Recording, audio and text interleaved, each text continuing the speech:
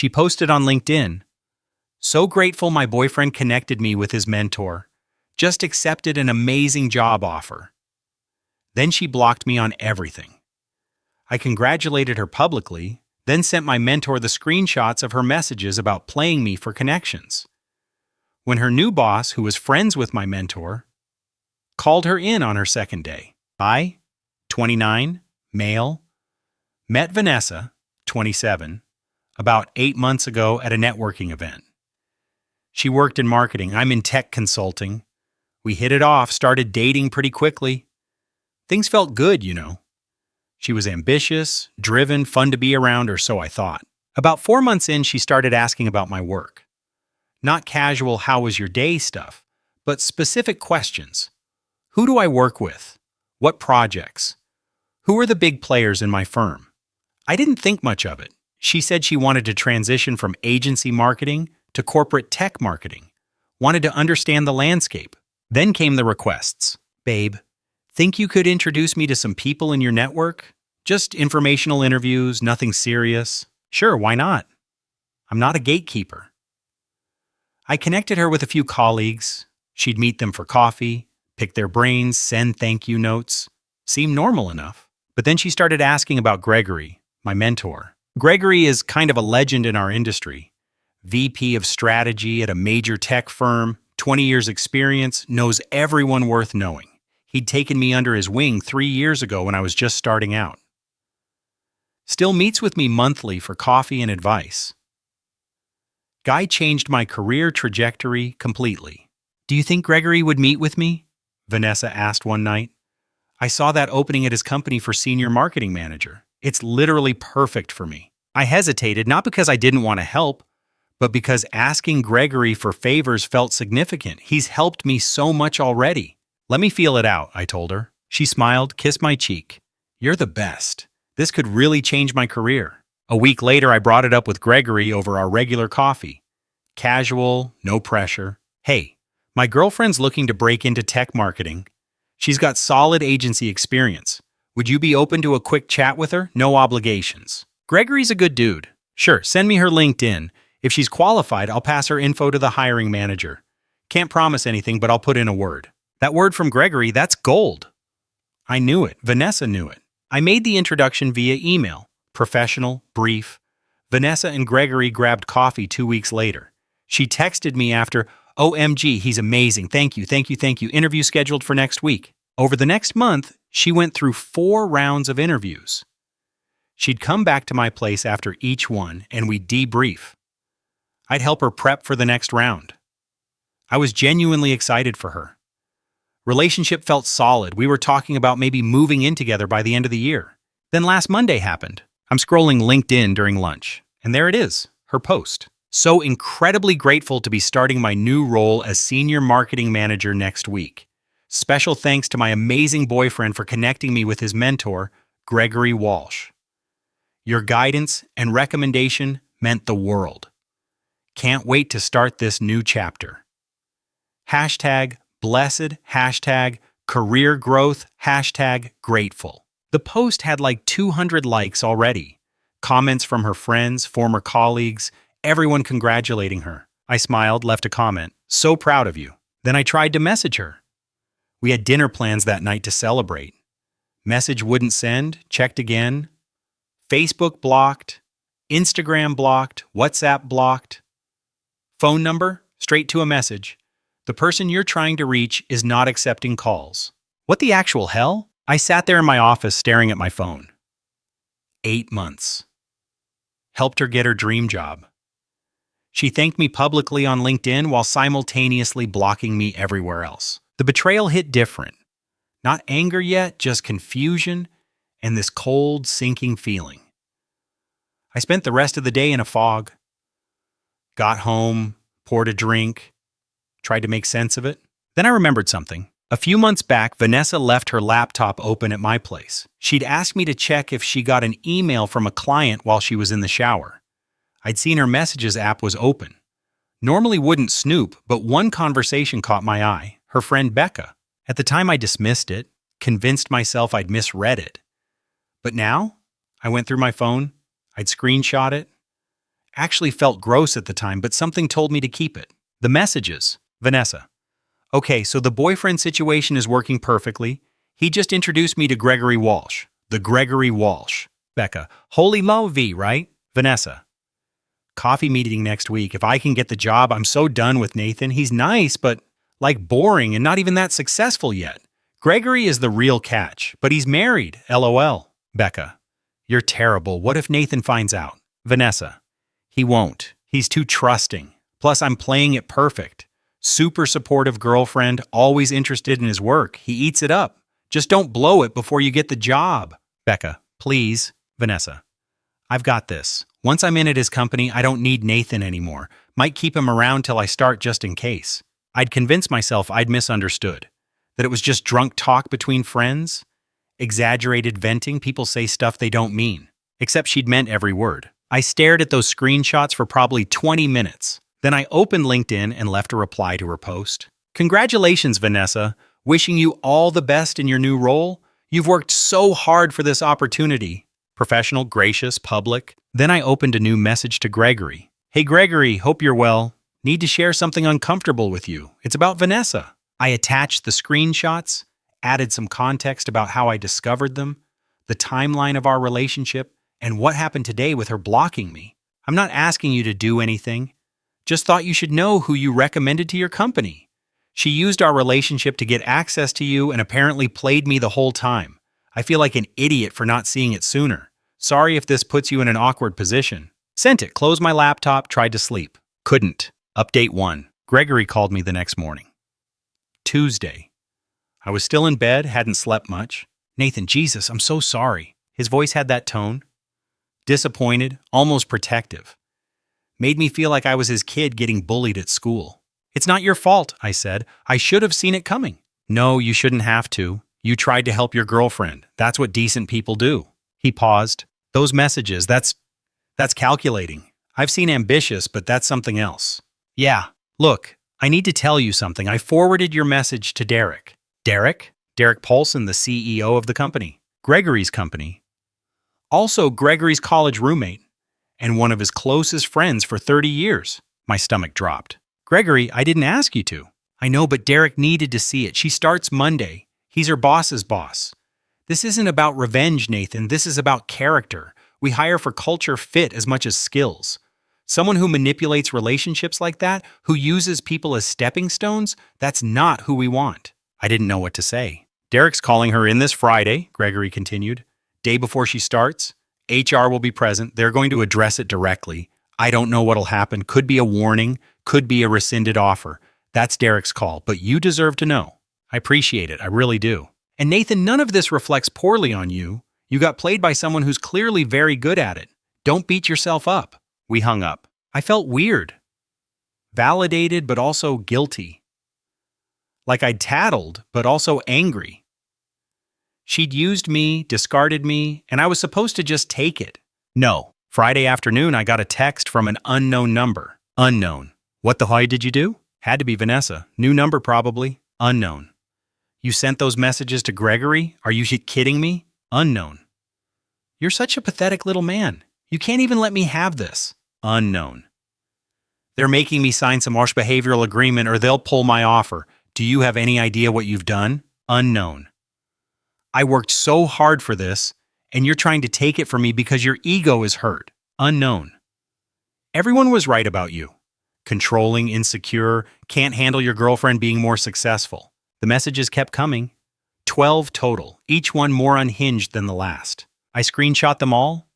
Didn't respond. Blocked the number. Saturday morning, different unknown number. Unknown. This is Becca. You need to fix this. You're ruining Vanessa's life over some stupid joke messages. Grow up. Ah. Becca. The friend she'd confided her whole scheme to. Me. Becca, the messages weren't a joke. She admitted she was using me for connections and planning to dump me once she got the job, which she did. I shared the truth with the person she manipulated. That's not ruining her life. That's showing consequences. Becca. She was just venting. Girls talk shit about their boyfriends all the time. You can't even take a joke. Me. She blocked me on everything the same day she announced her new job, after publicly thanking me. Explain the joke to me. Becca. Because she knew you'd be weird and possessive about her success. She was protecting herself. The mental gymnastics were impressive. Me. Tell Vanessa to stop contacting me. We're done. She got what she wanted, the job. The consequences of how she got it are her problem now. Blocked Becca, too. Sunday, I got an email. Not from Vanessa. From her mom. Donna. Subject: very disappointed in you. The email was something else. Called me vindictive, jealous. Threatened to tell everyone what kind of person I really am. Said Vanessa was devastated and questioning whether the job was even worth it now. I replied once, Donna, I don't know what Vanessa told you, but she used our relationship to gain access to my mentor for professional advancement, then blocked me on every platform the day she announced her new job. I have screenshots of messages where she admitted to playing me and planning to leave once she got what she needed. I shared those messages with my mentor because he deserved to know who he recommended. Whatever consequences she's facing now are the result of her own actions. Please don't contact me again. Didn't hear back. Update 2. Monday rolled around, Vanessa's first day at her new job. I tried not to think about it, went to work, focused on my projects, but I couldn't shake the anxiety. Part of me wondered if I'd gone too far, if I'd torpedoed her career out of spite. But then I'd remember those messages. The calculated manipulation, the public thank you while blocking me everywhere, the complete lack of remorse. No, she'd made her choices. Tuesday afternoon, Gregory texted me. Coffee tomorrow? My treat. Wednesday morning, we met at our usual spot. How are you holding up? He asked. Honestly, I don't know. I feel justified, but also kind of shitty. That's called having a conscience. It's a good thing. He stirred his coffee. Want to know what happened? I nodded. Derek called her in Friday. Like I said, AHR was there. They showed her the screenshots, asked if they were real. She tried to deny it at first, said it was fake, doctored, whatever. Then she said it was just venting, taken out of context. Let me guess, they didn't buy it. Derek told her they hire based on integrity as much as skill. Said using a relationship to manipulate access to leadership, then discarding that person, shows a fundamental character issue. He took a sip. They gave her 2 options. Sign a behavioral agreement with a 3-month probationary period or decline the offer. She signed. But here's the thing, she's pissed. Been making comments around the office about how unfair it is, how her ex couldn't handle her success. Some people are sympathetic, others... He shrugged. Others see through it. Great, so now I'm the villain in her story. To some people, maybe. But Nathan, here's what matters. You told the truth. You didn't embellish, didn't exaggerate. You showed proof of what actually happened. That's not being vindictive. That's being honest. I wanted to believe him. There's something else, Gregory said. What? Monday afternoon, she tried to add me on LinkedIn with a message. You're kidding. Wish I was. Said she hoped we could still have a professional relationship and that she'd love to grab coffee sometime to discuss strategy. The audacity made me laugh, genuinely laugh. She really thinks she can still network her way up using whoever she can access. Derek was copied on the LinkedIn message, Gregory continued. She doesn't know we share an account system for compliance. He declined her connection request and forwarded it to HR as documentation. So what now? Now she does her job. She's on thin ice, but if she performs and keeps her head down, she'll be fine. But any more stunts like this? She's gone. I nodded slowly. It wasn't the dramatic comeuppance part of me wanted, but it was real consequences. Professional accountability. Thanks for telling me and for everything. You did the right thing, Gregory said firmly. Don't let anyone tell you otherwise. That afternoon, I got another message. This time from Vanessa's brother, Todd. Didn't even know she had a brother. Yo, dude, my sister told me what happened. That's messed up what you did. You mean sharing proof that she manipulated me for career advancement? She was just trying to get ahead, man. You're acting like she killed someone. It's business. It's not business when you pretend to care about someone to use their connections. Everyone uses connections. That's how the world works. You're just mad she didn't need you anymore. She's free to use connections. What she's not free to do is lie about her intentions, use someone emotionally, then discard them and expect no consequences. Whatever, man. You're a petty so. She dodged a bullet. Blocked. The pattern was clear. In their minds, I was the bad guy. Not the person who got used. Not the person who got blocked after helping. I was the vindictive ex who couldn't handle his girlfriend's success. Thursday, I made the mistake of checking LinkedIn. Vanessa had posted again. Starting a new role comes with unexpected challenges. Sometimes people from your past can't handle your growth and will try to sabotage your success, but I'm choosing to rise above it and focus on the incredible opportunity ahead. To everyone who supported me, thank you. To those who haven't, your negativity says more about you than it does about me. Positive vibes rise above, new beginnings. New. The comments were mixed. Lots of "you go girl" and "don't let the haters win," but also a few "what happened" and context comments buried underneath. It's buried. One comment stood out. It was from Derek's executive assistant. "Wishing you success in your new role, Vanessa. Remember, integrity and professionalism are the foundations of any great career." The polite corporate shade was beautiful. I didn't comment, didn't react, just logged off. Final update. It's been 6 weeks since everything blew up. Figured I'd give a final update since people have been messaging asking what happened. First, the professional stuff. Vanessa's still at the company, made it through her probation. Apparently Gregory says she keeps her head down, does decent work, but hasn't made any real connections with the team. People are polite, but distant. Word got around about what happened. Not from me or Gregory, but you know how offices are. Someone tells someone who tells someone. She's professionally isolated herself. The very connections she schemed to get, she can't leverage them because nobody trusts her. Derek apparently had a team meeting where he talked about values and integrity without naming names, but everyone knew. The message was clear. We don't play those games here. As for me, I'm doing okay. Not great, not terrible, just okay. The hardest part wasn't the betrayal itself. It was realizing how long I'd been played. 8 months. 8 months of thinking we had something real while she was just waiting to level up and bounce. That messes with your head. I told my therapist everything. She said something that stuck. Sometimes the trash takes itself out. Your only job is to not go digging through the dumpster afterward. Good advice. Socially, it's been mixed. A couple of mutual friends reached out saying they didn't want to take sides, but also couldn't believe what she did. Translation, they believe me, but don't want to deal with her drama. One friend, Jason, straight up told me, "Dude, we all thought she was using you. We just didn't want to say it because you seemed happy." Cool. Would have been nice to know 8 months ago, but sure. My family was more direct. Mom called her a social climber with the morals of a used car salesman. Dad just said, "You're better off, son." Someone who treats relationships like business transactions isn't someone you build a life with. The blocking everywhere thing still stings. Not because I want her back, but because it was so calculated. She knew exactly what she was doing. Get the job. Publicly thank me for LinkedIn clout. Then disappear before I could respond or question anything. If she'd just broken up with me normally, like, "Hey, this isn't working out, I need to focus on my career." Fine. Would have hurt, but I'd respect it. But the scheming, the using, the complete lack of remorse, that's what gets me. Last week I ran into Becca at a coffee shop. She saw me, rolled her eyes, and walked out. Guess I'm still the villain in their story. Honestly, I'm okay with that. Better to be painted as the bad guy by toxic people than to be complicit in their games. As for dating, not ready yet. Maybe in a few months. Right now, I'm just focusing on work, hanging with actual friends, and trying not to be cynical about relationships. Gregory and I still meet monthly. He apologized again last week.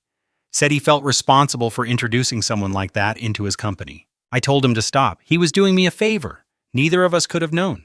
You know what the worst part is? I told him. I genuinely wanted her to succeed. I was proud of her, and she saw that as weakness to exploit. That's not weakness, he said. That's called being a decent person. Don't let her twist that into something ugly.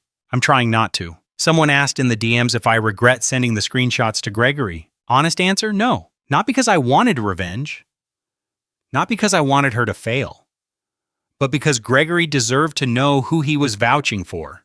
His reputation was on the line. If she burned him later, that would have been on me for staying silent. And yeah, part of me wanted her to face consequences. I'm human, sue me. But I didn't sabotage her. I didn't lie. I didn't exaggerate. I just showed the truth. She still has the job. She still got what she schemed for. She just had to sign a paper saying she'd act with integrity going forward. The horror. Look, I'm not pretending I'm some hero here. I'm just a guy who got played, had proof, and decided the person who helped me get played deserved to know. If that makes me petty, fine. I'll be petty with my self-respect intact. Final thought. If your relationship feels transactional, if you're wondering whether someone actually cares about you or just what you can do for them, trust that feeling. I ignored mine, convinced myself I was being paranoid or insecure. I wasn't, and you probably aren't either. That's it. That's the story. Thanks for following along, for the support, for calling out the BS when people tried to gaslight me in the comments. I'm closing this chapter now. Time to move forward. And Vanessa, if you're reading this, and something tells me you are, I hope the job was worth it. I really do. Because you lost the ability to form genuine connections the moment you started treating people like stepping stones. Good luck with that.